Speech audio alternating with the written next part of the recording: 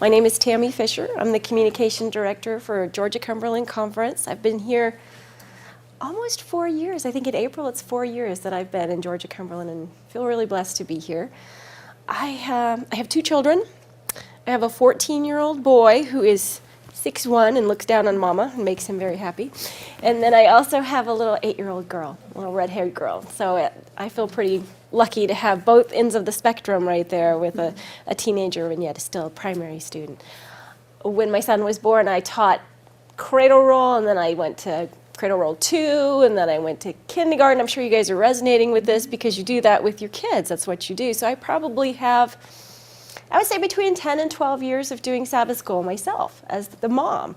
Because you go to Sabbath school, and in the churches that I were at that time, the leaders just wouldn't come to church. Nobody was there. And so I'm like, well, all right. So I got up front and did it because you want the best for your children.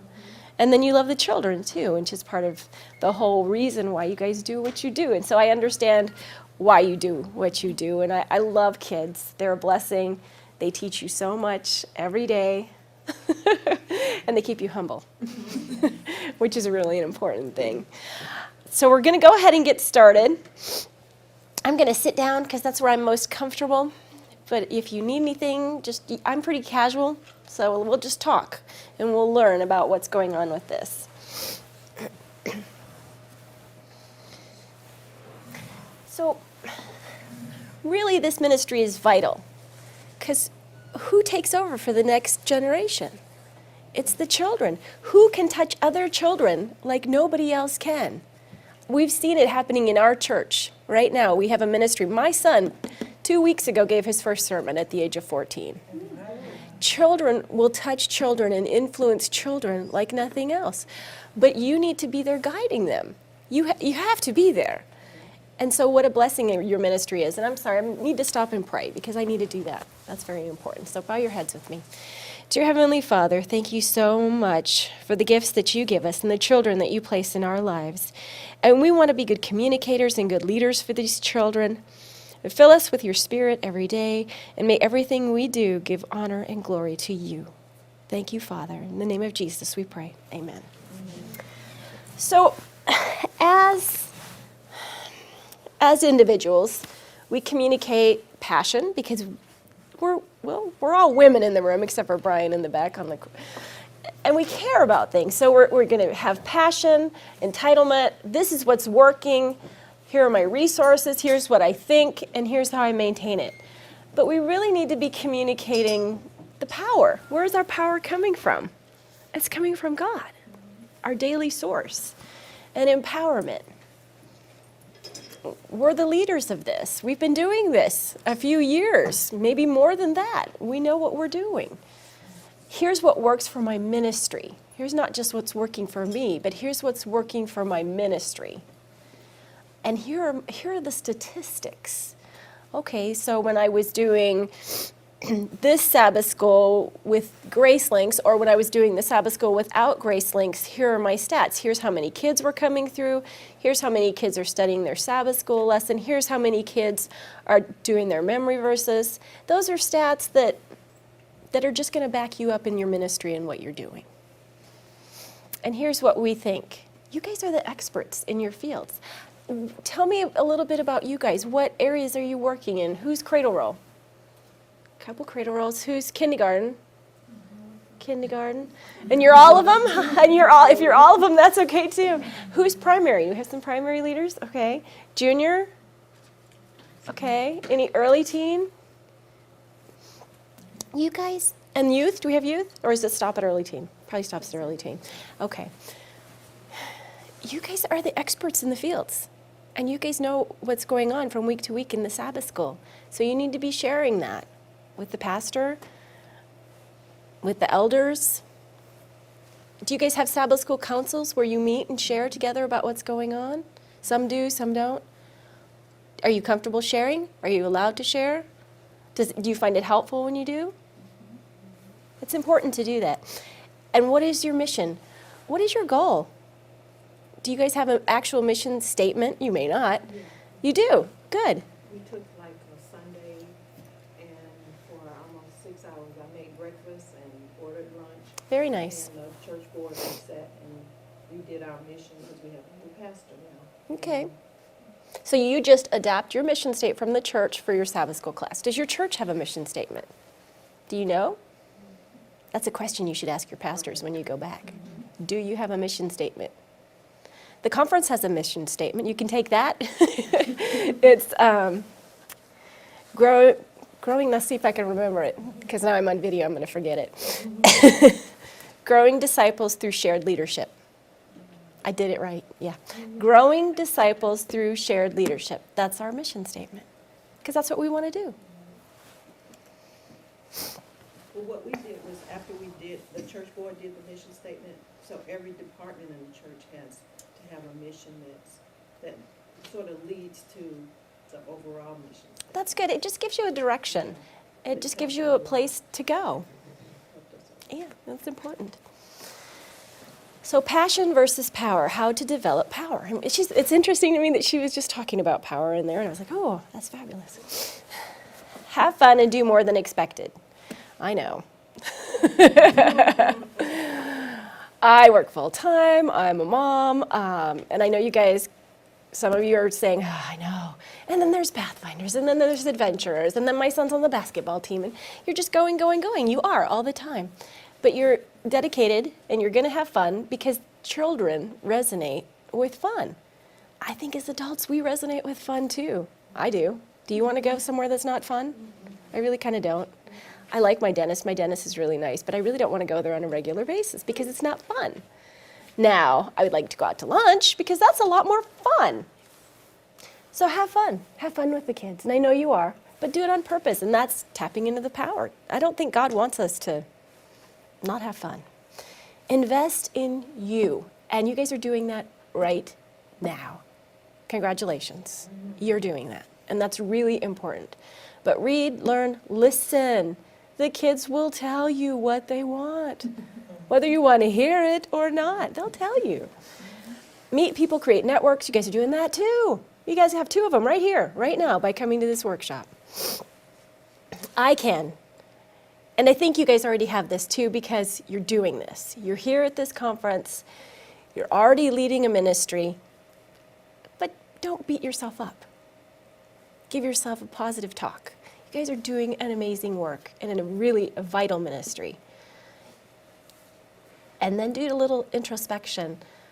What are you scared of? What are your fears? And God will take those fears and He'll bless you. But be honest about it with God. What are you scared of? Project confidence, verbal and nonverbal. So if you sit like this in the corner, what are you saying? I'm scared, or I'm mad, or I don't want anything. But if you're open and you're confident in how you carry yourself, it says a lot for your ministry, but it also is good for you. So avoid. You're not supposed to allow others to interrupt when you are speaking. Now, how do you do that? How do you do that? I know. Say, excuse me, I'm speaking. I don't think you're being... Well, yeah. Then, well, then maybe afterwards you have a conversation with them. I don't think it's fun. I know. It's not fun. But that's kind of what you have to do, or they keep doing it. They don't stop. And I know sometimes when you get up front, you're nervous or you're anxious. But I think once you start, keep doing that over every week, it goes away a little bit. Maybe some weeks are worse than other when you have 50 kids in the room and you're like, oh. But God has blessed you and put you in this role. He wants you to do this. So don't be nervous or anxious, and pray to God. He'll give you the strength. He's the power. Don't make decisions quickly. This is a really hard one for me. Because I think, oh, quick, I'm instant society. And I think we all are. We're used to it. Everything is quick and instant. But take the time to stop and pray and discuss with people who could help you with the decisions. And it will help. being negative it's just not a good thing. Does it help anybody? Do the kids want to be around people who are negative? Do you want to be around people who are negative? I mean, we all know.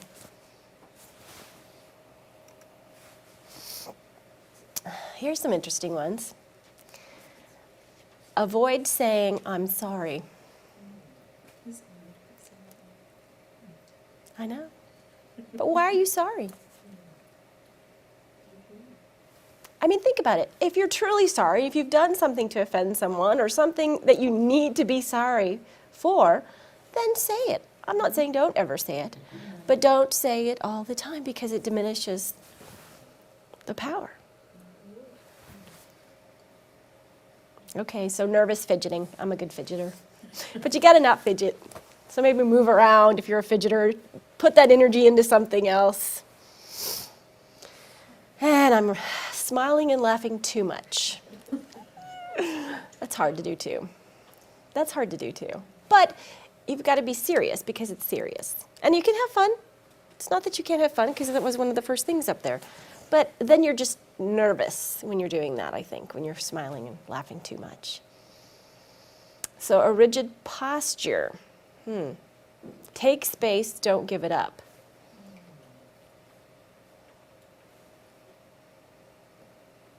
Yeah.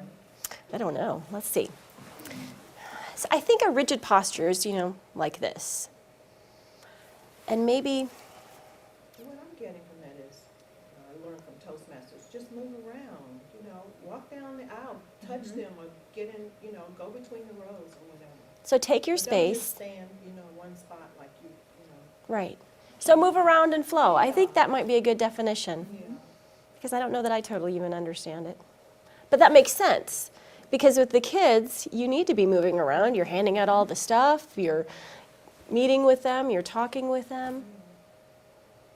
Don't give it up. I don't totally understand what that means. But take the space in a positive way. Hedge phrases, sort of, don't you think? So avoid those.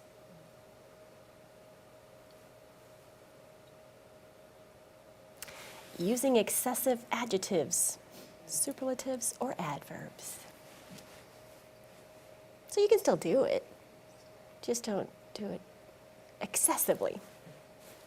Everything in moderation, right?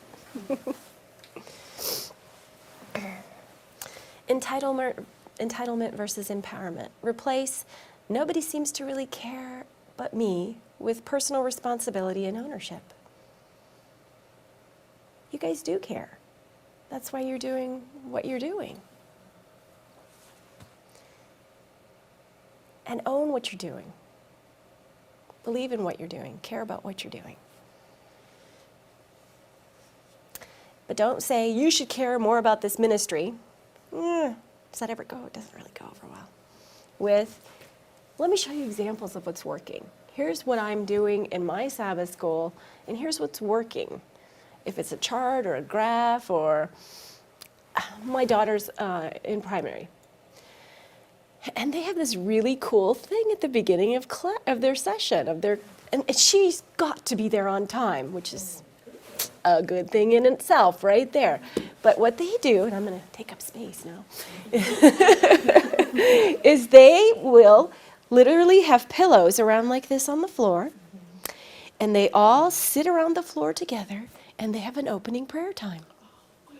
And they have a candle, and each child, but they have it in a nice safe container, and each child in the primary, because they're older, each child will take that candle and say their prayer request, and they can either pray for themselves right there, or one of the teachers will pray with them for their request.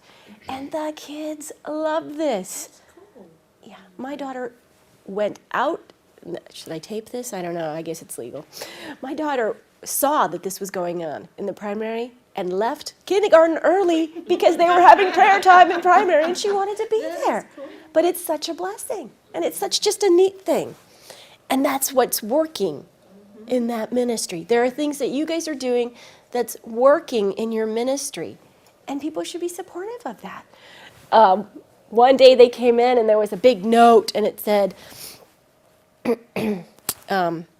yeah, you shall not burn candles or something like that in the room. And I went, are you kidding? Do you know what they're doing in this ministry? So I talked to the leader, and he was really upset. And he goes, oh, we can't have a candle anymore. And then I said, there are exceptions to every rule. I said, you go talk to the pastor, invite him to come to what's going on. Because I'm guessing somebody just went and said, oh, they have candles over there. Right. They still have candles. They still have the candle prayer time because the pastor came and saw it and said, yes, this is really important. It's vital. So show what's working. Shared hopes and dreams, your vision. What's working? Invite input. Value others' expertise. They're out there. They may not want to do what you're doing, but maybe they have done it and they have some ideas. What works for me and you? Assess needs together, listen and prioritize. Visibility works both ways. Be seen doing a good job, and the position the pastors and the administrators to be seen. So because of that whole candle thing at the church, they invited the pastor to come in and have a prayer time with them. Is that a good thing for the pastor? And it's a good thing for the Sabbath school class. So what turns out to sometimes be a stumbling block can sometimes be a blessing. Because the pastors want to be doing a good job. And they want to connect with the kids. And this is a great way for them to do it. And I know you guys do this. Be a problem solver. Because you cannot operate a Sabbath school classroom without being a problem solver. Because they will come up all the time. You have options, be prepared with recommendations. That just goes without saying to me that you guys are doing it because you're usually on a shoestring budget and you're trying to be creative and you're doing what you got to do. So resources versus research. Data doesn't lie. Document your trends, patterns, percentages. Keep a file of what's winning or working and look at it. Refer to it. When you're reading things and you see things that are going to help you, put it in that win file. And it can be on your computer, it could be an actual physical file, whatever works for you. Start creating that of the positive things you see. And that's going to be something you can go to when you're like, oh, what in the world am I going to do? I don't know. That win file. And a win file could be just two of you guys connecting, or maybe even hearing this cool idea about the prayer candle. It could be anything like that. And you guys have cool things like that in your Sabbath school classes too. Talk to each other.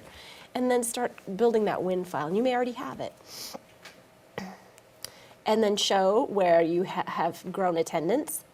Cut costs, which I don't know. Some of you may not even have a budget. I don't know. But show where you're doing the good things. This is really, you have to show how you're doing these really cool things, because who else is going to know it? Who else is going to be able to share it but you?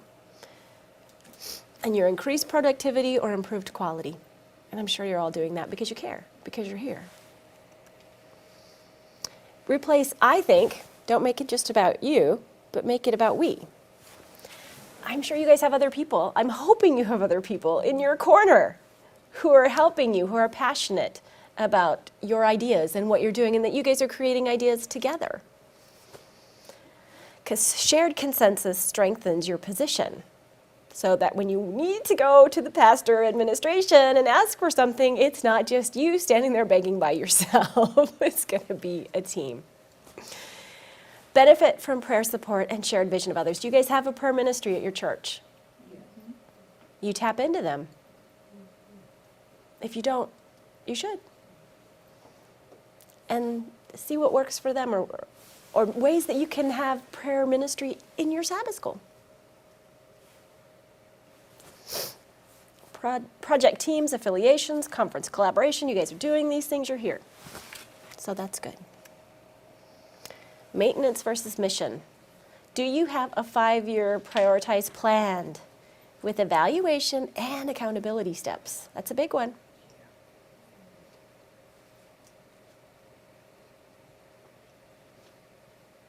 Ask for what you want. What is God impressing you to do? Remember we talked about the fears, and we're going to identify what those are? Don't let your fears sabotage your success. God is putting something on your heart that he wants you to do.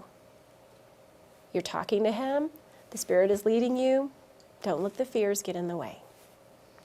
And build a network of stars. I'm hoping that you have people in your corner. That's your stars. The people that are there for you, helping you. Even if it's just a friend that you go to lunch with to vent about it. Whatever it is, have some support.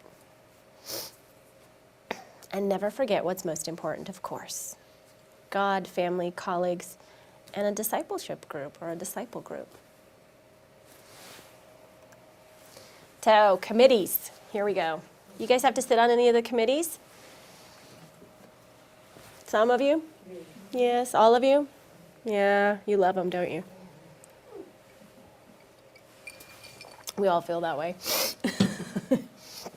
So, 10 tips for committees. Be informed.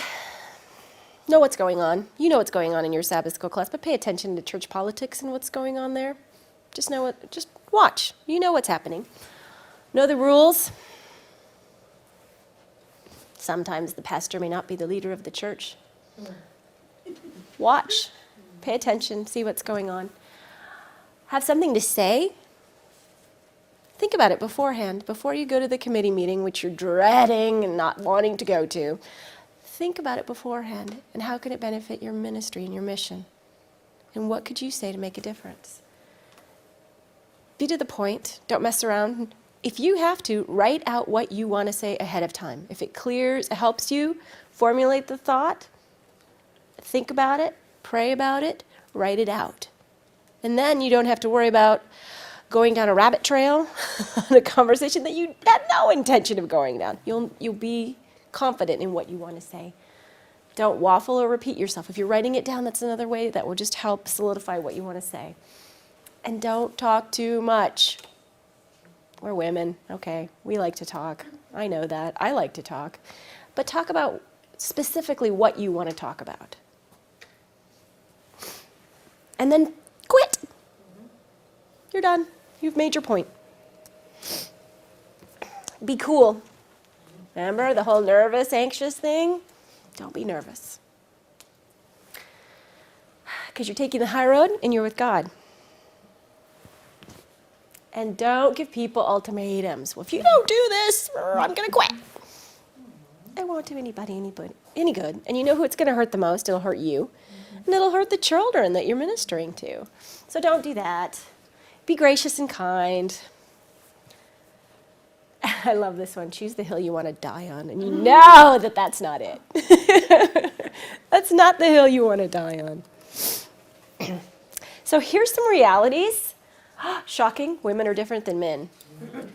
Surprising, isn't it? No. Women work for consensus. We're going to be less formal. See, I even said that at the beginning. Because I'm not formal. That's not how I want to be. And I love that there's a whole bunch of women in here. It makes me really comfortable. Even though Brian's taping me in the corner. He'll have to cut that out. The smaller the committee, the fewer rules you need. Doesn't need to be bogged down by stuff. So you know what these terms are? You guys sat on boards? So they do a motion, recommend a course of action, amendment, motion, a small alteration, amend or amendment, question, discuss ceases, and vote follows, table, no more debate. We're tired of talking about it, nothing's being solved. Basically, that's what table is. So you know what those terms are. So if you have to make committee meetings, that's what they say you should do. Call the committee for a specific purpose. So you've got a group working with you, or you're the Sabbath school leader. You don't want to meet just to meet. Nobody has time to do that. Nobody wants to do that. Have a specific purpose. Send a written agenda in advance. Get people's emails. Everybody has an email, right? Everybody have an email? No? A couple of you don't? Well, then, we'll find out those who don't. If they don't, then mail it to them or call them or whatever. Send it in advance so that everybody knows what they're going to be talking about. Remember how we're going to talk about and pray about things on committees that we want to talk about ahead of time? Well, the best way to know that is to have an agenda ahead of time so you know where they're going. Stay on time. People will respect that. You don't have time to be sitting around for 2 hours at a meeting. You would love to be out of there in half an hour, and so would they. Set time limits, okay? We're going to be out of here at 12:05, maybe 12 o'clock if we can do it. But I mean, that's the goal. I want to start on time and I want to end on time. Be results oriented. People are going to go on tangents. They're going to do that in committees. Your job is to put them back on the road where they need to be going. That's very nice and wonderful, but let's talk about this. And you don't have to be rude, but you just got to get them back on track. Summarize the discussion. Okay, here's what I think is the most important things that came out of this meeting. We're good to go. And then, who's going to do it? Give people jobs. Give them assignments. You do not need to do it all. You shouldn't. You're going to go insane if you do. You will. There's too much to do.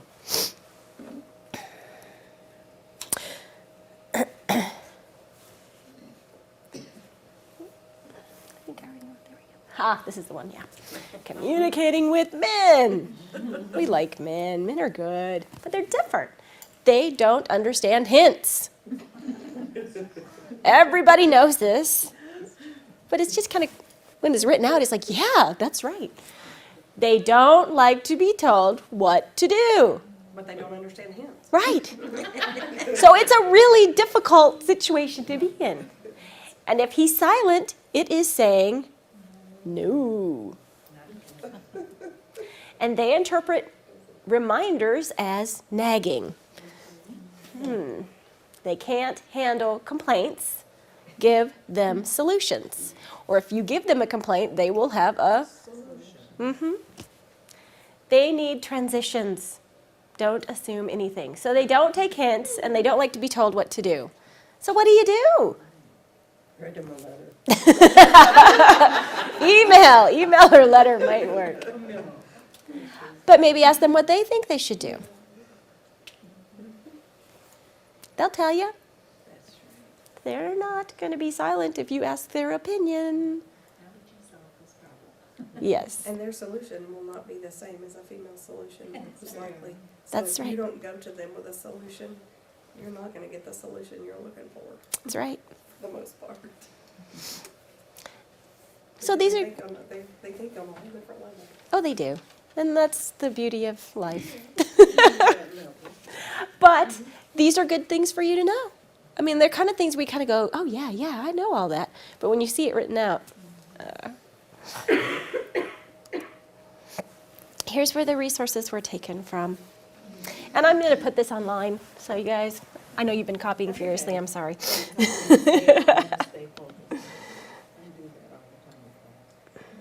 Let's see, I do have my second PowerPoint, so I'm getting a second wind here. That's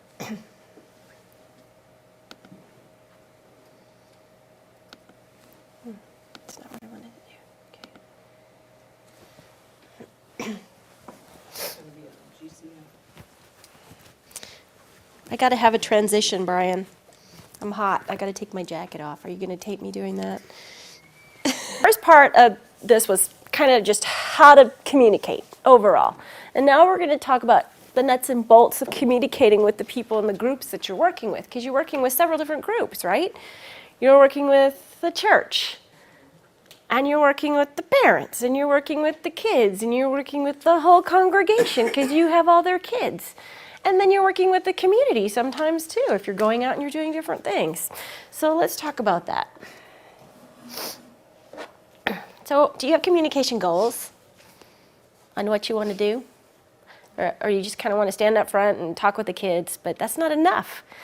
Because you got to have goals. You got to communicate with your different audiences, the family, the church, the pastor, the Sabbath school superintendent, and communicate with the community, outreach. Are your kids doing different things? Taking pictures when you go, sharing the story at the local newspaper, and Vacation Bible School. Audiences.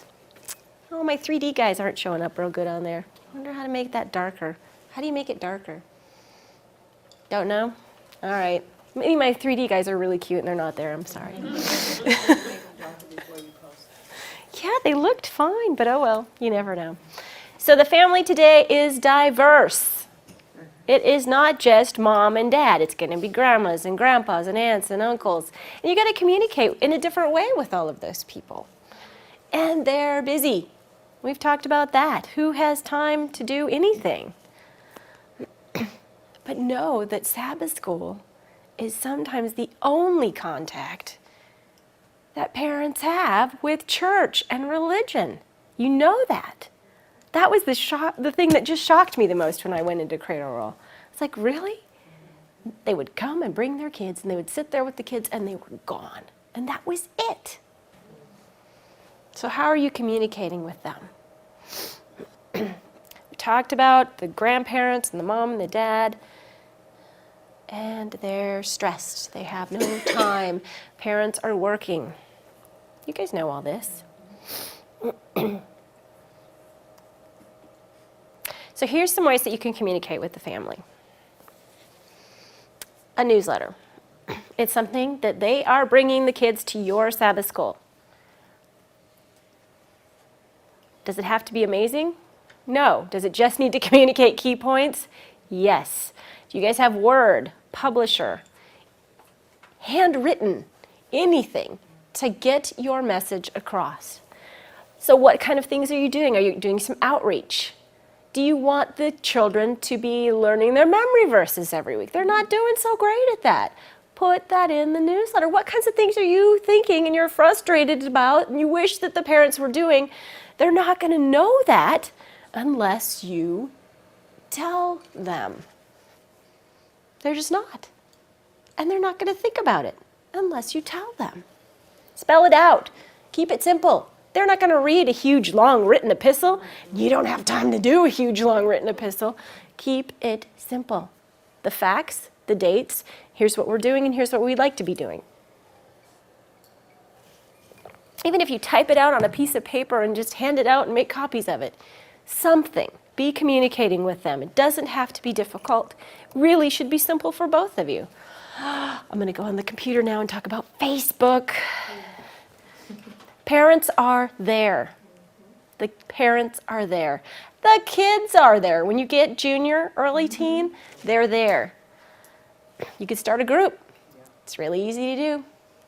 Really easy. Are you on Facebook? Yeah. Let's see. Well, we have to Anybody? communicate with my- All right, see? She's already doing it. That's what I do too. Facebook is a great place to be. Post about upcoming events. Share Bible verses on parenting and life, and Proverbs has all kinds of cool things for kids. Do this. It's a great place. Be careful about Facebook on posting photos unless you have releases. Just stick to details and flyers about events or anything like that. Just be careful with children with photos because you need media releases or you can get sued. Just know that. Be careful. So in the churches, you can talk to the people in the pews by the bulletin. Usually Tuesday of the week, if you get stuff to the bulletin secretary or whoever does the bulletin, you're going to get stuff in there. You can put your information in, whatever you have going on. We're going to sing at the nursing home. Why are you putting this in the bulletin? Because parents aren't there every week. The bulletin usually goes online. People can see that and look at that. I know because I'm missing church today. You guys are missing church today. You don't know what's going on there. But if you wanted to go check the bulletin online at church and see stuff, then you would know next weekend your kids' youth group is going to go do something. It really helps with communication because people aren't there every week. The church newsletter asks to include your event information. That means you're planning your events ahead of time, which I'm sure you're doing, for the most part, as much as you can. But put it in the newsletter. Then they mail it out. It doesn't cost you anything. And I love this one. Ask the kids to sing in front of church. I don't think they do that as much anymore, and I love that. And that's a great way to just showcase the kids. And it might make you nervous because you might have to say something up front, but you'll do a great job. And it's a good way to show what your ministry is doing. Showcase what you're doing. That's the kids. Have them say memory verses. Have them sing songs. I don't know anybody that doesn't like seeing the kids up front, and I don't think they do it enough. That's just me. I love it. If it's published and you're doing an off-site activity and something should happen, you're covered by insurance if it's published. That's correct. Oh, that too. Just have a See? school, anything that has to do with the church. That's good to know. If something happens and you've published it, we don't have a problem with the then that kicks in with risk management for the church, and you're covered at your outing. Yeah, you wanna So if nothing else, there's a phenomenal reason to do it right there. Aside from just letting everybody know, you're covered by insurance too. Ooh, get it public. see, I'm so glad you came in. So, okay, how do you communicate with the children? The little ones love exciting stuff. They do. They do, the big ones too. But the little ones, they're going to create more of a buzz, and maybe they'll actually say something to mom and dad, where the bigger ones, But if there's a buzz, they're going to be excited, and they're going to remember. They're not going to remember the details right. They're just not. I have an 8-year-old girl. She doesn't remember any of the details. She just knows that she wants to go do this. And I'm like, well, what is it? Help, I don't know. So you got to help the parents out, because the kids are going to be excited about stuff, and we have no clue what they're trying to tell us. You know this, those of you that work in teens with juniors and early teens, they're going to be better communicators. They're going to be on Facebook. They're going to have cell phones. They live with their cell phones. They sleep with their cell phones. They love their cell phones. 40% can text with their eyes closed. And I really think that's a higher number. I just got that off the internet. I think it's more like 90 can text with their eyes closed. I have a 14-year-old boy. I know this from my life. They say that their cell phone provides security. They can't drive themselves. So it gives them security. It gives them information, although I block the internet on my sons. But anyway, it gives them some information, because if you're texting them, they have information. Who has cell phones in the classes? Do you ask the kids if they have cell phones and if you can have their cell phone numbers? You don't have to ask, they're sitting there with their I know, you don't have to ask. Say, give out a sheet or do something and make sure you get those cell phone numbers, because that's an amazing way to communicate with the teens. And they're going to respect that, because you're going to where they're at. The little ones probably shouldn't have cell phones. So when you're communicating with the church, you're communicating with the people in the pew. The website is another good resource. Find out who runs your church website, and you could put announcements up there too. The newsletter, church bulletin, Sabbath school class, people in the hallways, people in the community. Here's something that might just scare you just a tiny bit, but you may already know it. And I honestly think it's 10, but they say 7. They have to hear your message 7 times. And you saw the slide before where it talked about all the different ways. It's not easy. But they have to be hearing it 7 times before they even get it. And you have to be sick of hearing it before they get it. Just know that. When you are sick and tired of hearing your message, they might be getting it. Maybe. 7 times. So we talked about the multiple medias. Well, I'll just run over that again. Facebook, newsletter, but the Sabbath school that you're handing out personally to them, and a church newsletter. And if you don't have time to do the personal one, at least do the church one and do the website. Do email. Parents are going to be on email. Most people like me get email on their phone. And so they're going to know, they got a data package, and they're going to know right away. Put a poster on your door. People are walking by, people are seeing stuff. Put it, or if the door opens the wrong way, put it on the back, whatever way, so the parents, when they come to get the kids, they see the poster.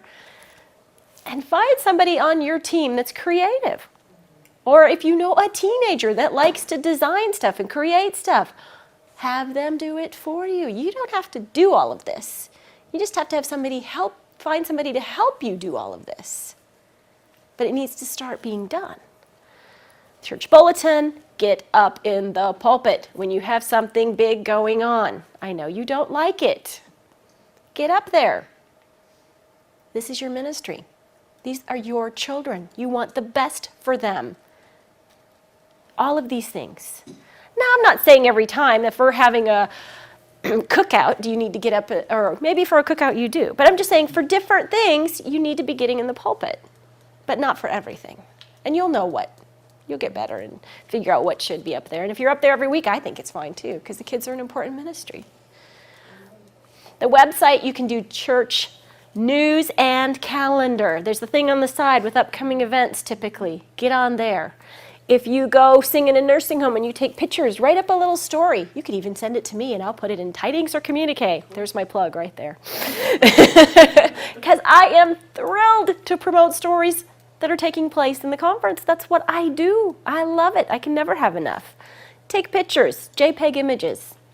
Send me that, attach it to an email, mail them to me, I'll scan them in, whatever. I'll take it anyway. And then write a little story. The primary class, the junior class went and did this. Answer who, what, when, where, why, and how. Get some quotes, you have a story. And the quotes can be the kids. I loved singing at the nursing home because my grandma's here, or whatever. It doesn't have to be difficult. It's just another way to do it. And I'm not saying you have to do this all the time, but on a regular basis, if you feel like what your ministry is doing is really important and you want people to share and you want to help grow community because what you're doing is so special, that's what communication like that is all about. It grows community. It shares, I'm doing this idea, and then somebody else sees it and says, I could easily do that as well. And anything else you can think of, and there's always other ways that things are going on. And we talked about leaving it up a long time. You guys ever heard of blogging? You can blog on Facebook, you can just blog on the internet. There's something called WordPress. Again, you have to repeat it over and over again. But it's a good way for you to share with each other about ministry things that are working and that are not working. It's a great way to share professionally. Do you know who your church communication leader is? Do you? Yay! Hook up with them. They should be doing some of these things for you. Invite them to the nursing home or wherever you're going with you. I've got a great story. Come on, let's go. Grab them by the hand. Bring your camera. They do the work for you. That's what they're supposed to be doing. Get them motivated. Hook them up. Be their friend. And if you don't have one, go talk to your pastor and say, who is the communication leader and why don't we have one? There. I'm on my soapbox, but I'll try to get off. And I really do say communicating with the community is a great way through Facebook also. Because, okay, there's only 550 million people on Facebook. Just only 550 million. Do you think we should be there? Yeah. So even if it's your ministry that starts the Facebook page and the pastor goes, what are you doing? Well, let me show you. And then they should be excited about that. And I think they will be. Talk with local media. If you're talking with your communication leader and they're doing their job, they should be talking to the local media, or you can talk to them too. The newspaper, they're putting stuff in print and online, radio stations, online forums. That's just some avenues for you to outreach to the community if you're doing a VBS or if you're doing something where you're wanting the community to know what you're doing and to invite them in. Do you have a budget for advertising for VBS or for any other things that you're doing? Is that included in your budget? So here's some ways that if you don't have much of a budget, because that's just normal, newspaper will create ads for you for free. You do have to pay for the ad typically, but you can do a little thing. And if there's little small papers, they're not going to cost that much money. You should be able to do an ad anywhere from $50 to $100 price range. At least one ad to tell people you're having a VBS or some kind of program at your church that you want to invite people to. Newspapers run calendar items or blurbs free, typically. Radio stations run PSAs, which is a 15 to 30 second talking commercial, free. If you can just create the talking commercial, and you can do that on computers nowadays pretty easily. Or they'll even have you come into the station sometimes. If they're a small little station in the community, they want that. They're looking for that. Posting online is free. Posting on the website at church is free. Posting on Facebook is free. And you can advertise on Facebook, and you can really target your market. We're having VBS at this place. We want to invite people within a 30-mile radius. We recently did something, or Brian did something at a church in Adairsville. He promoted on Facebook an evangelism event for the Adairsville church. Ran a little tiny ad, and you say how you want to pay. You can pay with per click if somebody actually goes on that item and clicks on it and goes through to your website. Or you can pay per impression. An impression means that if somebody's actually looking at your ad on Facebook. He had 1.2 something million impressions. He ran it for 3 weeks. It cost $250, and he had 330 something actual clicks. So it's just making your presence known, and Facebook is a good way to do it, and not that expensive. But you got to have a little bit of budget to do that. Okay, so you're overwhelmed. And you're like, oh, she's given us so many tools. Choose what works for you. Don't try to do it all. I've just given you a lot of different ways that you can do it. Where are your gifts? Where are you blessed? Who do you know that you can tap into and partner with on this ministry? Because that's what you need.